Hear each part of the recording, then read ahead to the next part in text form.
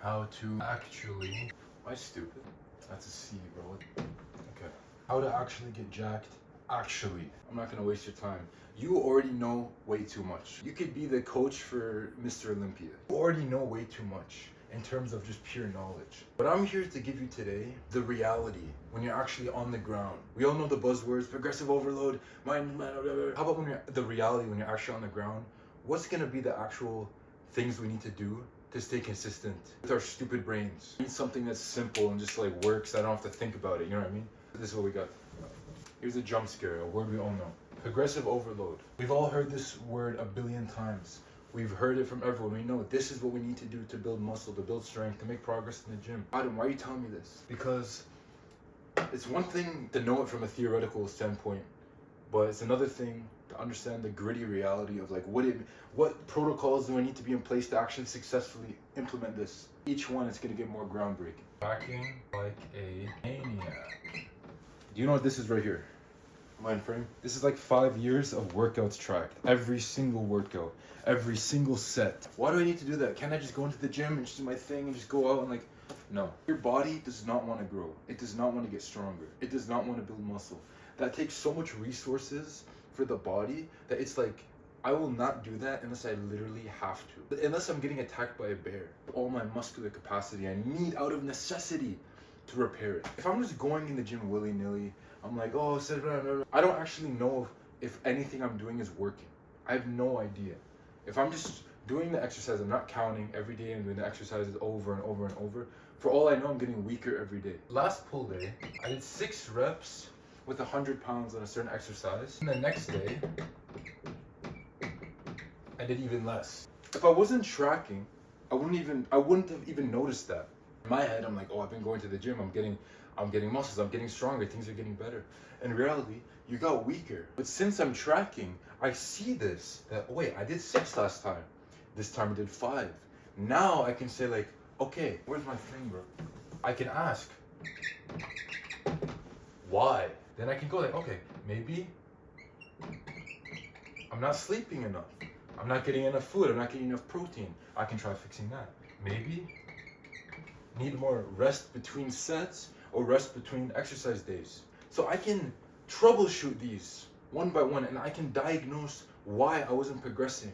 And then I can continue to progress and I don't have to plateau. If I wasn't tracking, I wouldn't have even known that I wasn't progressing. And I would have just stayed not progressing without being able to diagnose the issue for months. And then I'd be like, okay, I'm not making progress, I'm giving up in the gym till next New Year's. Tracking. This is a bit controversial. Absolute failure on every set. If we do some dive into the scientifics, we'll probably come to the conclusion that, oh, if I do like 2 reps of reserves and this many sets and this many, I'll get this much extra reward and it'll be slightly better stimulus to fatigue ratio and it'll be a little bit better. In reality, okay, I'm a bonehead. I'm not gonna be able to accurately assess what 1 rep in reserve is on each exercise, 2 reps, 3 reps on any given day. I'm gonna be off. Gonna give me these Fibonacci sequence, like in reality, what is probably a marginal difference. The difference with the guy who just goes to failure, full failure, and the guy who's going like, oh, let me do this little Fibonacci sequence, algorithms, no more than 4% better results, if even that. But what this enables is for us to be simple in our progression. And let me tell you how this ties into this. Disgusting combination, dream duo right here. I'm tracking each exercise while I'm going to absolute failure on every exercise. I know my literal human limit on each exercise, like my actual capability on each one of these exercises. So when I go into the next day, I'm saying like, okay, I did 7 reps last time. Today I'm going like, okay, now I'm gonna go to failure and I'm just gonna beat that. And you're always just at your best. And if I'm not going to failure, I'm leaving reps in reserve. This makes it very hard to assess the tracking. It kind of gets muddy to see like, am I actually stronger? Maybe this was just like more intensity. Like maybe I just pushed the set a bit further. Maybe if I took this intensity last time, maybe I would have been stronger then.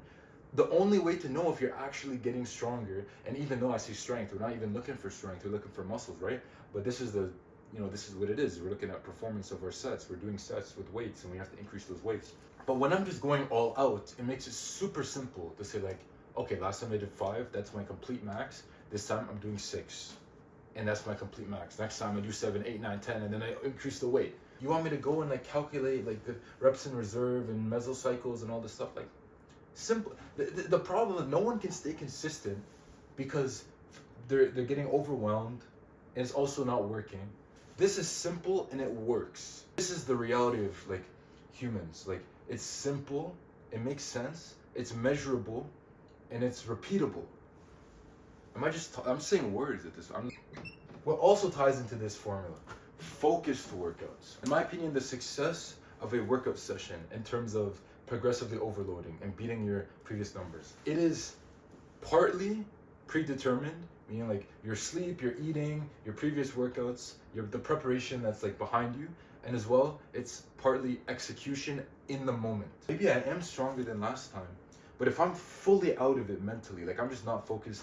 I was talking to this guy for 10 minutes before my set, and I'm like, I'm cold now, and I'm just like going through it, and I'm not like, maybe I didn't like get myself in the correct like mental state for that specific set. There's a good chance, even if I was physically like my body was stronger than last time, I will fall short of the last set that I did, just because I wasn't in the zone. What does it mean to be focused in a workout? Okay, first of all, let me just tell you what it looks like to not be focused. First of all, you're coming to the gym with like 4 friends, you're all goofing around, you're taking like, I believe you should take long rests between your sets when you're going to failure. Long rests, way longer than you think. But when you rest for like even longer than that, where you get like cold, you're like out of the zone, you're talking, you're just kind of out of that, you're out of that mentality, that workout mentality. You're gonna make your sets suffer. Like, you need to just be like in there. Don't even talk to anyone. Just have your headphones on. Ideally, like this is the ideal circumstance, okay? You're gonna be like kind of you're gonna be kind of emo. You're gonna have like your thing. I don't want you to be a good Samaritan, a good neighbor, right? If someone says hi to you, just like give a nod. Don't go talking, oh, your gym crush. Shut up, bro. She doesn't want you. You interrupting your own workout to go talk to her, she thinks you're such a loser. But she saw you just like in your zone, like, then she's gonna be like, yo, who's that? You know what I've seen with my own 2 eyes? I've seen a girl like locked in. She's working out, she's like locked in, she's doing her sets. And there's a guy just sitting with her, just talking to her. He's not even working out.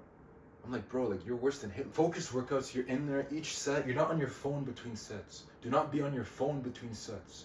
Do not be scrolling between sets. Your only form of stimulation and pleasure has to come from those weights. Has to. Otherwise, your sets are gonna suffer. You need to be locked in. The difference when you're fully locked in on a set and you're just kind of being like willy-nilly, even with all the previous preparation in place, that could be the difference of 1 rep, 2 reps, even 3 reps. Kind of get yourself a little bit like angry, like you kind of think yourself, you get pumped up and you go in. That's a big difference. And if you can replicate that each day, that's gonna make a big difference in your workouts. Therapeutic as well. Like, you want to be kind of like, you don't need to be hooked up to the world for I'm not saying an hour. Be in the gym for 1 hour, even maybe less. Just lock in for that time. Just be like immersed in the way. It's like meditation. You know what I mean? Wait, what marker is this? Okay, ASAP science video. You probably can't even read this. Do not. So, controversial side tip. When you're going to absolute failure, I would recommend you literally do 1 set per exercise just as hard as you can. That also makes it super simple for tracking, because that second set, if you actually go all out on your first set, which you should be, the second set is always going to be way off it. So that's not really creating much like new stimulus for doubling your volume. That sounds crazy because you've been programmed to think that's crazy, but just try it. Try it. You're thinking like, oh, I need a burn, I need to feel the pump. It's like, that means nothing, but you can get a burn and a pump with a resistance band and like in the sauna. Doesn't matter. You can feel soreness from some lactic acid. That means nothing. Do not judge the success of your workout by burn or pump. You think I'm crazy? Do 1 set. Just try it. You never tried it. Oh, I need to do 3 sets. Who implanted that in your mind? Massage. Okay. Don't overcomplicate diet. Your bulk, all that matters. Your only criteria. Convenient foods that you can have easily when you're lazy. You are a lazy human being. I'm a lazy human being. I'm not going to be motivated every day to go and make some nice chicken Alfredo, meal prep, and make it in the Tupperwares and clean the pan and defrost the chicken. Realistically, for getting my protein in, for getting in my calories mainly, a lot of the time I'm just going to have peanut butter and crackers. Peanut butter and crackers. That's like half of my meals. You're thinking like, oh, that's not optimal, that's not this, that. It's like, we're looking for consistency realistically. Consistency is what matters, we have to understand we are imperfect human beings. We are so imperfect and flawed and just kind of stupid that like when we make things not convenient in ourselves, it's not gonna last long term. First rule of habit forming: make it easy. Canned tuna, peanut butter, stuff like that. That's like in your house, easy, cheap. That you don't have to like bend your back to get and make it. Like you can barely be consistent in the gym. You think now you're gonna be consistent thawing ground beef and that every day, and that's definitely what you should be doing as much as possible. But let's be real, we have to fill in the gaps. You know, sometimes you're lazy. Have some peanut butter, something simple, even if it's not 100% optimal solution. Don't go like full, like be a bit mindful. Like don't go like some greasy fast food every single day. But like sometimes hey, like that's it too. You got to get the calories in.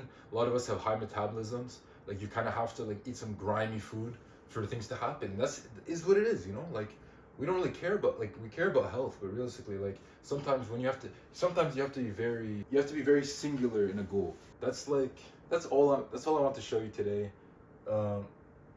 There's more. The moral of today's video is that like, thanks. Drop a like, bro. You think you know what? You think you're gonna enjoy the fruits of my labor? You're not gonna drop.